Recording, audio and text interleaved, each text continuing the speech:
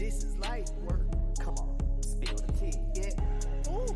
Hey y'all, What's good? I'm Laura. And I'm Dee, and welcome to Spill Spill the the Tea Tea with with Laura Laura and and Dee. What's our topic today? I'm glad you asked. Our topic for today is the rise of accidental landlords. Oh, poor folks. I hope they have good tenants. Oh man, so what on earth is an accidental landlord? Someone who makes a decision and moves too fast in this market.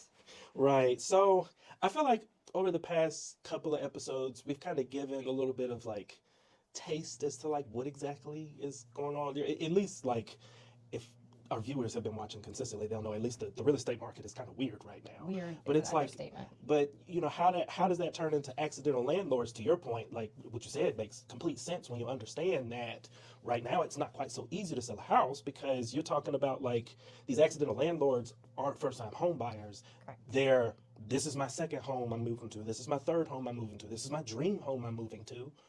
Fucking 7%.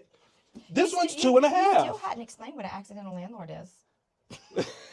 Well, right. In that situation, though, it's like, why would you give up your 2.5% house Yeah, but we haven't for explained. something? But we haven't explained what they're doing. I'm confused. LOL, I confused you. Yes. Yes. So an accidental landlord is someone who has moved. I gave a smart ass answer and you jumped right in as if they probably understood. Because I thought it was funny. Right. So an accidental landlord is somebody who has moved, bought another house, and can't move back into the property that they're trying to sell. They expected to sell it much quicker. And while they may be getting offers, the offers are not where they feel like they should be because there is still this argument between buyers and sellers. Sellers still don't want to give up that overinflated 20-30% that they have that they really shouldn't because of the years that were 21 through 24. And so they're moving, not finding a buyer, getting to the end of their rope. Next best answer is to rent. Now go into your data. I would, of course. And I feel like I would expect, this kind of goes back to having a good realtor because jumping into that position would be less likely if you had a realtor that helped you understand that, okay, sure, we can find you a good deal right now as a buyer, but don't forget about your house. Well, correct. I think a lot of people forget when they're buying and selling. When you're selling and buying and you're excited about being the buyer, your buyers on your sale are excited about being the buyer. You're selling in the same market. And so the perspective right now is if you're having a conversation with an agent and they're just a yes person, like run. I have a listing that's coming up and we're my seller finally said, okay, slow down, Laura. I'll let you slow down a little bit. But he called me Tuesday. He's like, I want to be listed before the end of the weekend. I'm like, okay, that's not best for your listing. Let me market it correctly. And so we slowed him down a little bit. When he went listed $100,000 higher than I wanted to take the listing. And we've gone back and forth, back and forth, back and forth. And while everything he's saying about his home is true, buyers should pay more for his home. They should. It's a better home in a lot of ways. There's all of these like hidden components. So he doesn't just have an electrical panel showing. It's actually built behind a box that you can put a painting over. Like he built a luxury home in a not luxury neighborhood and he wants the buyers to see that value. And explaining to this, and that's fine. I mean, he moved in this house in the 80s. It's 2025. He's lived there 40 years. Like that it's okay to over improve a home. Right, you lived the value. Correct, you lived through the value, but it's not okay to price that home as if other buyers give a shit. Right. Because they don't. Right. And so, you've got agents who are yes agents. And that's what I explained to him. And I think maybe that was kind of the indicator that he's not going to be able to tell me what to put on his listing, that I'm going to give him the information that's difficult. Right. And so that's, if you're hiring an agent and you're looking to sell your house, that's what you need to be looking for, is somebody who's telling you the truth and not asking you how much you want and putting that on there, because it's not how homes are sold, and you're going to end up being one of these landlords that ends up having to be an accidental landlord. Right. I mean, this particular client, he told me, he said, if we don't sell the house by February, financially, I'm starting to hit the ruined point. Well, I mean, why would we ever get there? Like, don't do that. Don't do that. Just accidentally put a tenant in there. There you go. And he doesn't want to. So he's going to accidentally put himself back in there. So by overpricing his home so much, he is now moved out since August or September. He's been living somewhere else, so he's been paying that rent. Right. He's been paying all the costs on the house, which is paid off. So I'm sure that's not awful, but it's still not fun to carry the cost of a house. Right. And it's stressful for him to have people in his home. Right. Right? So he doesn't want to be an accidental landlord. But that's choice number 2. If you've already bought a house, you're going to be an accidental landlord somewhere. Right. So The statistics, or I guess the numbers that I was about to go into, Yes. like prematurely, is kind of behind the idea of I like to look at not necessarily the market from the standpoint of like what's coming next. I prefer to look at like what is now and how do you address now. Correct. Right. Which is actually very similar to how like I think that way because I have a business degree, right? That's just how they trained us to think. But if you Right. think about it from like a corporate standpoint, stuck in this situation, the way you hedge it is you take the one asset and it's no longer useful to you, but it's useful to someone else. So you rent it out, take the income from there because if you're running at 2.5%, the mortgage is less than what people are paying Correct. to use it. And so you take that difference and roll that into a new asset that you're now using. Right, and then you just manage that over time, and then like the corporation, you're planning on running it forever, right? I'm assuming you're not planning on dying anytime soon, right? So you just manage it in between there, right? And then as you notice other opportunities, right? One, you took advantage of the buying frenzy now, right? So you locked into that. Now you have control of the timing of the sale of that other asset, and then as the market changes, one, you can have the option to refinance, and you have the option to resell your other house. Correct. And it's like that's how you would think about it strategically.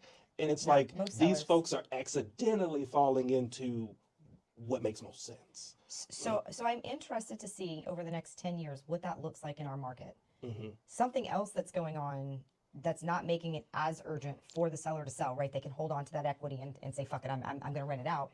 To your point is the interest rates. A lot of these houses are at 2%, 3% interest rates. So their mortgage is very, very low.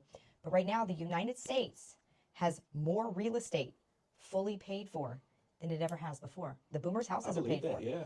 I think it's 40 or 48% of homes are paid off right now. Wow.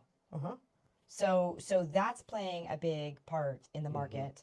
And then in these lower price points, as I think we're at the bottom in the markets, the pendulum's about to start swinging. But as that happens, you're going to start to see these lower price points get gobbled up even faster. Who has been the biggest purchaser of investment properties in a new price point position?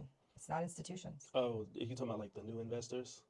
Yeah, because I mean it's the most affordable to get you into the investment realm. They all have so much money because they're sitting on all this equity in their personal homes. And if they bought a home or two along the way, now they have 2, 3, 4 homes. So the number one buyer in a lower price point, first time home buyer price point in any given market right now is a mom and pop landlord.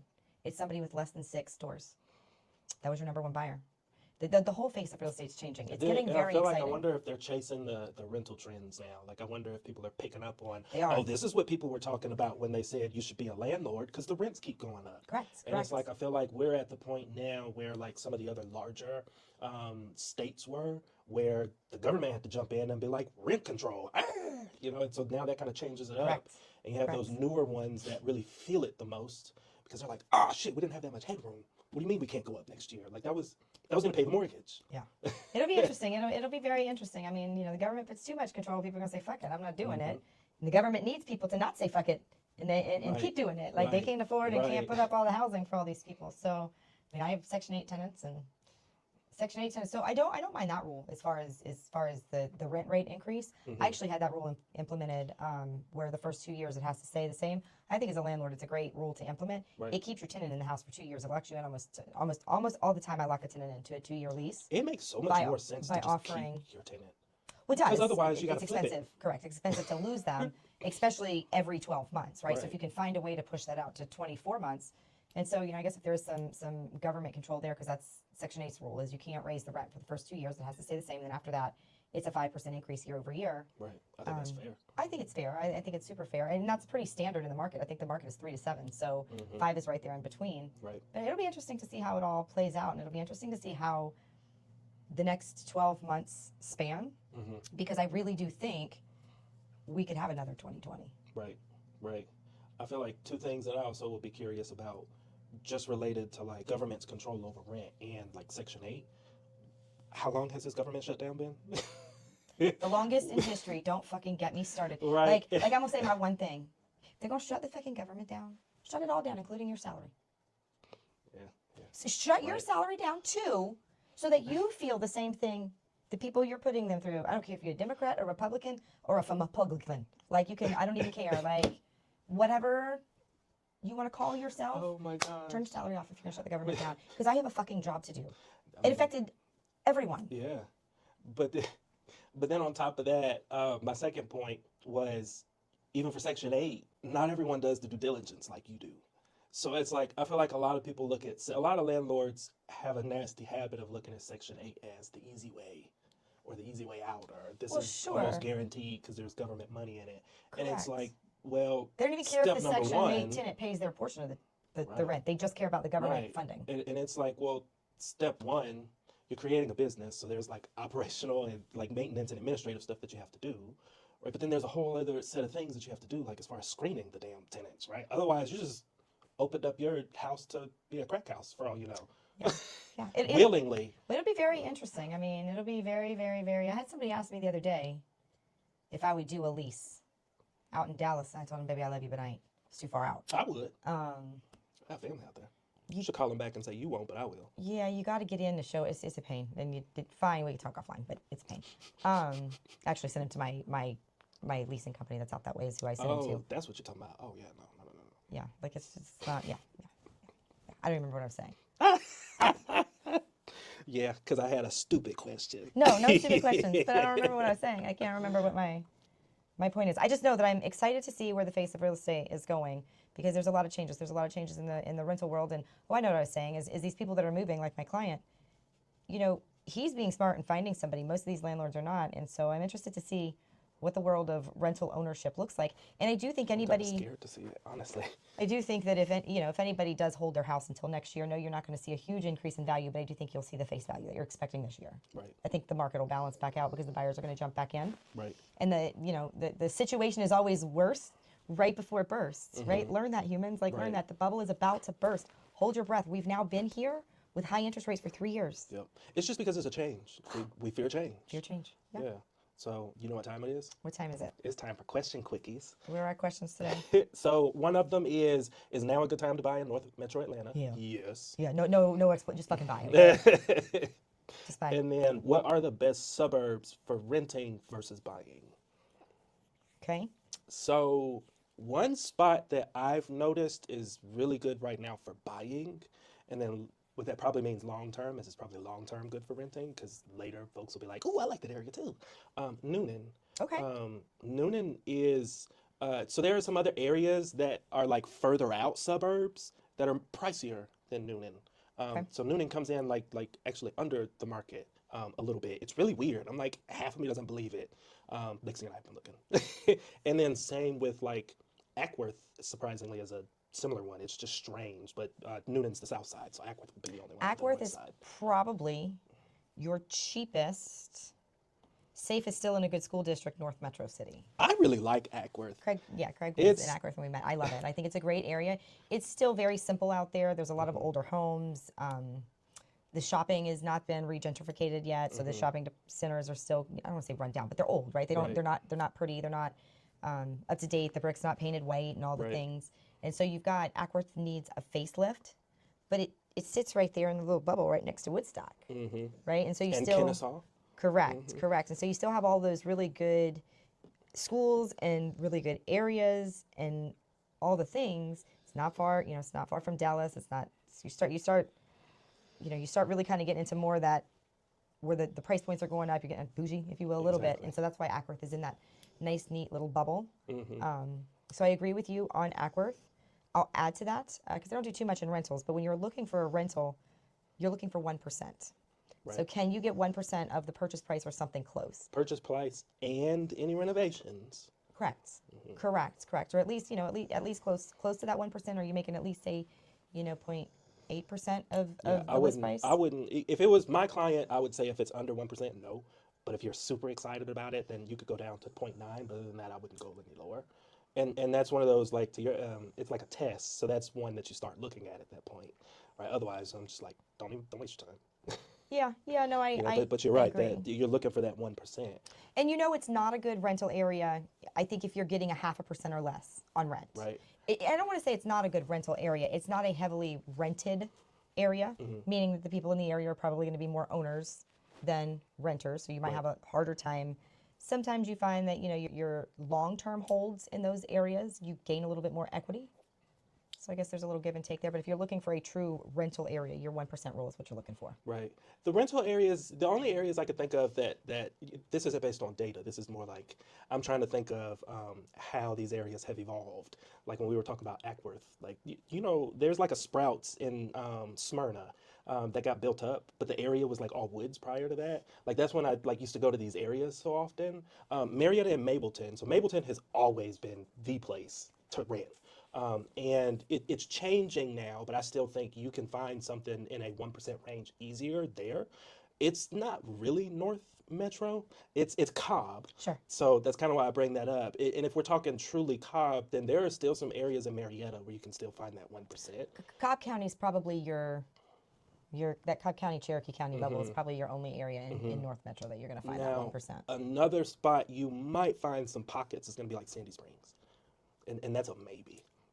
That's if you know that area. Maybe. You can likely find some spots there, but it's not going to be your go-to. Even with the HOA fees? So you have to know the area. You're going to go outside of an HOA area. There aren't a lot of them. I'd have to see it to believe it. Sandy Springs is getting pricey. It is. It is. That's and that's the only area where I'm like, you could probably right now maybe find something 1%, but outside of that, you're not, especially not in North Fulton. No. So otherwise, you got to go to DeKalb, and I don't know that area as well. Yeah, I don't even think you get the 1% to cap right now. You're probably at like Correct. That's why I didn't. 0.75. Otherwise, I would have said Decatur, right? That has historically been the place to yeah, rent, not but anymore. now because Decatur's of that, growing. Decatur's like booming. Decatur's growing. People are moving there. Yeah, because price it's like points are good. You can still afford to live there. A lot of the areas are getting cleaned up. right, and then No some more of the 1% areas, if you- Decatur friend. right, Gone. right. Gone. So even the area I'm at, they're building a lot of stuff over there now, and it's starting to clean up, and I'm like, wow, here too. Like, okay, I ain't mad at it. Nope.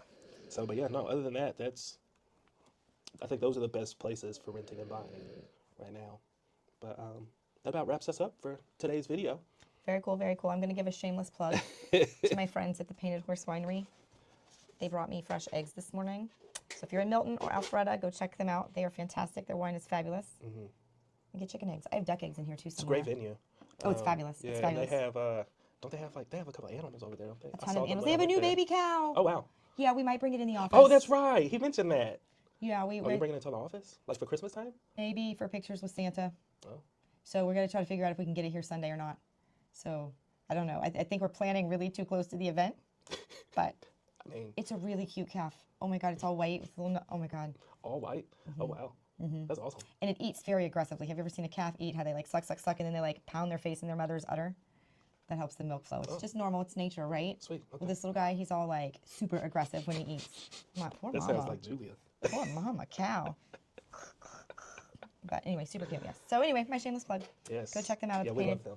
Painted Horse Winery. Anyway, continue. Awesome. Well, thank you for joining us today on Spill the Tea with Laura and Dee. As always, if you thought this was helpful and or entertaining, hit the heart or send to a friend. And if you have a question for a realtor or a real estate investor, drop a note below and we will hit it in an upcoming video. This is light work. Come on, spill the tea. Yeah. Ooh.